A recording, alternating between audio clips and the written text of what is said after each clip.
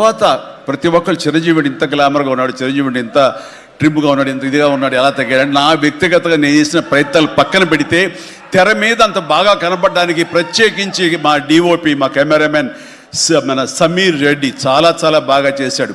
And Sameer రెడ్డితో వచ్చిన ఒక్క చిన్న గొడవ ఏంటంటేనండి, ఒక నిమిషం గ్యాప్ ఇవ్వడు. కూర్చుని కాఫీ తాగుతాం కదా అని ఇచ్చేలోగా మళ్ళీ షార్ట్ రెడీ అంటాడు. ఇంక అతనితోటి బహుశా అలా గనక అందరూ ఉండగలిగితే సినిమాలు 100 రోజులు దాటకుండానే ఫినిష్ చేయొచ్చు. అంతటి ఫాస్టెస్ట్ కెమెరామెన్ మా శరత్. అతను ఉన్నాడు కాబట్టి ఈ సినిమా 80-85 రోజుల్లో ఫినిష్ అయింది. కాబట్టి ఆ credit goes to Sameer Reddy. ఇంత ఫాస్ట్గా అయినందుకు, విత్ ఇన్ ద బడ్జెట్ అయినందుకు, ఖర్చు కూడా చాలా తక్కువ. ఇలాంటి కెమెరామెన్ను మిగతా అందరూ ఉండగలిగితే కనుక చాలామంది ప్రొడ్యూసర్స్కి ఖర్చు తగ్గుతుంది. అండ్ అట్లాగే ఇక సమీర్, థ్యాంక్ యూ సమీర్. అందరూ బయట పొగుడుతుంటే కనుక నేను మనసు లోపల నిన్ను పొగుడుకున్నాను. కాబట్టి థ్యాంక్ యూ సో మచ్ ఇంత గ్లామర్గా చూపించినందుకు. ఇక ప్రకాష్, మా